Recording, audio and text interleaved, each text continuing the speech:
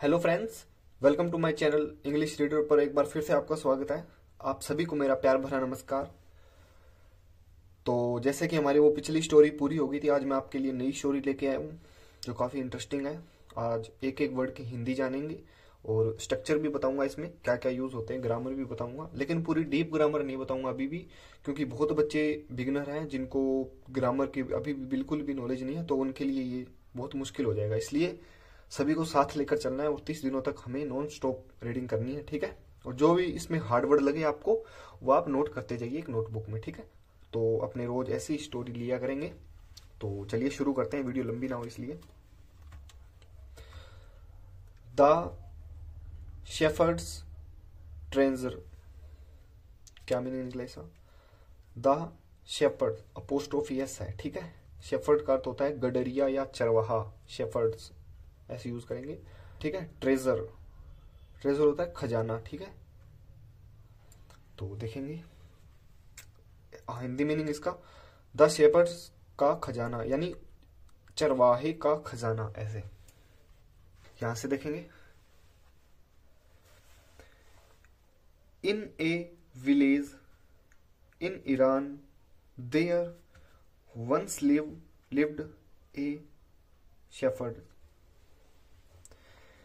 In a village, village का अर्थ आपको पता है गांव होता है, गांव में, एक गांव में, इन ईरान, ईरान के एक गांव में, देयर वहां, वंस एक बार, रहता था, लिव्ड का अर्थ होता है रहता था, ईडी लगा है ना, पास्ट में यूज करेंगे, रहता था, ठीक है। स्टोरी है हमेशा पास्ट में होती है स्टोरी, तो रहता था एक शेपर्ड, यानी एक चरवाहा रहता था ईरान के एक गांव में।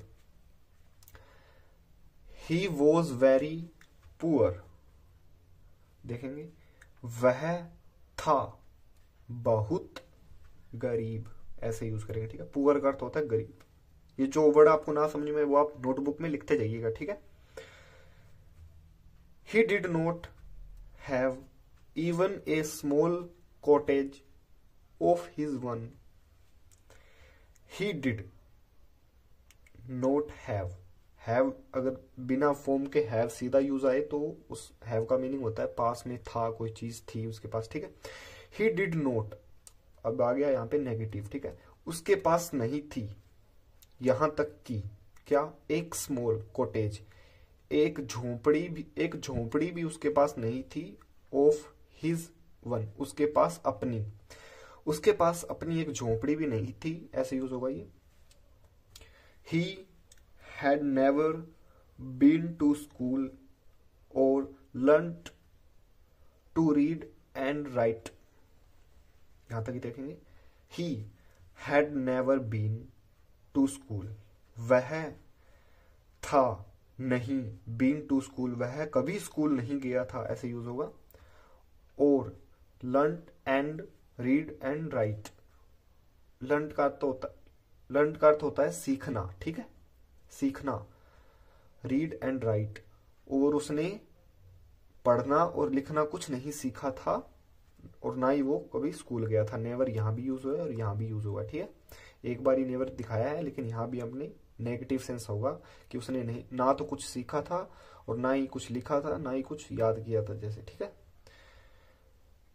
For there were very few schools in those days, ऐसे यूज होगा ये। फॉर देयर, वहां था, यानी थे, ठीक है। वर यूज हुआ, पास्ट में बताएंगे, था थी थे, वाज वर था थी थे के लिए यूज होता है। थे वेरी फ्यू स्कूल, मतलब ये यूज हुआ है कि बहुत कम स्कूल थे। इन दोज डेज, उन दिनों बहुत कम स्कूल थे, ठीक है, वहां बहुत कम स्कूल होते थे, ऐसे यूज हुआ। दो poor and uneducated this shepherd was very voice, हालांकि पुअर गरीब एंड अनएजुकेटेड, गरीब और अनपढ़, कौन, दिस लगा के दिखाया है, वो चरवाहा, ठीक है। वो चरवाहा अनपढ़ और गरीब होने के बाद भी था वेरी वॉइस, बुद्धिमान था, वह अनपढ़ और गरीब होने के बावजूद भी वह क्या था, बुद्धिमान था। ठीक है, आगे देखेंगे। He understood peoples sorrows and troubles. ठीक है,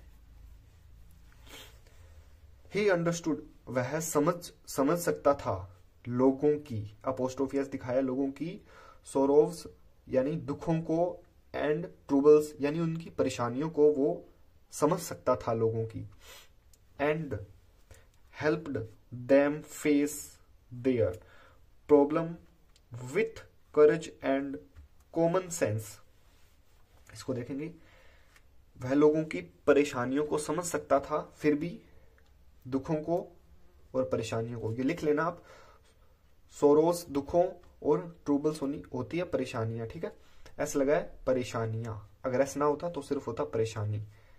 सोरोस एस लगा है प्लूरल है, दुखों ना होता तो सीधा दुख, दुखों और परेशानियों को समझ सकता था, एंड के लगा के दिखाया, और क्या कर सकता था वो, हेल्प्ड और मदद करता था उनकी। ठीक है, वह उनकी मदद करता था। ठीक है, किनकी, फेस देयर प्रॉब्लम, उनको, लोगों को अपनी प्रॉब्लम को फेस करने की उनको हेल्प करता था। ठीक है, लोगों को मतलब जिनके दुख होते थे वो उनको कैसे फेस करें, इसकी मतलब वो बताता था भी, आप टिप्स देता था, ऐसे कर लो कि उनको टिप्स देता था कि आप अपने कैसे दुखों का सामना कर सकते हो। ठीक है, हेल्प देम फेस होता है, वैसे तो फेस वो हो गया, लेकिन यहाँ पे कहा है कि उन्हें दुखों को फेस करना यानी दुखों का सामना करना, देयर प्रॉब्लम्स उनकी प्रॉब्लम्स, विथ करेज साहस से, एंड कॉमन सेंस से अपने कॉमन सेंस से और अपने साहस से वह लोगों के प्रॉब्लम को सामना करता था, लोगों की प्रॉब्लम का सामना करता था। ठीक है, आगे देखेंगे। Many people come to him for advice. Many people बहुत लोग, मैनी का तो होता है बहुत, बहुत लोग कम आते थे टू उसके पास, बहुत लोग उसके पास आते थे, फॉर किस लिए आते थे, एडवाइस के लिए, यानी एडवाइस होता है सलाह के लिए। ठीक है, एडवाइस का अर्थ होता है सलाह के लिए आते थे। Soon he become famous for his wisdom and friendly nature. क्या मीनिंग बना इसका, सून बहुत जल्दी, ही वह बन गया, बिकम होता है बनना। ठीक है, वह बन गया फेमस प्रसिद्ध, फॉर हिज अपनी बुद्धिमता, विजडम होता है बुद्धिमता, एंड फ्रेंडली नेचर मिलनसार नेचर, जो घुलनशील हो, जो हर किसी के साथ अच्छा व्यवहार यानी मिलनसार हो। ठीक है, वो बन गया धीरे धीरे वो जल्दी ही। आगे देखेंगे। The king of that country, उस देश का राजा, ऑफ का अर्थ का की होता है, तो ध्यान से देखिए, उस देश का राजा, इंग्लिश लेफ्ट टू राइट पढ़ी जाती है। उस देश का राजा, हर्ड राजा ने सुना, अबाउट के बारे में, हिम होता उसके बारे में राजा ने सुना, and thought of meeting him, and सोचा, थॉट का मतलब होता है सोचना, ऑफ काकी के सेंस है मीटिंग, उसके साथ मीटिंग के बारे में राजा ने सोचा। ठीक है, मीटिंग वैसे मीटिंग नहीं, मीट यानी मिलने के बारे में, राजा ने उसके बारे में, मिलने के बारे में सोचा।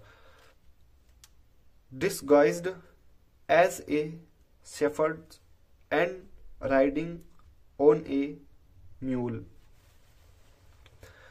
डिसगाइज्ड इसका मतलब हुआ भेष बदलना।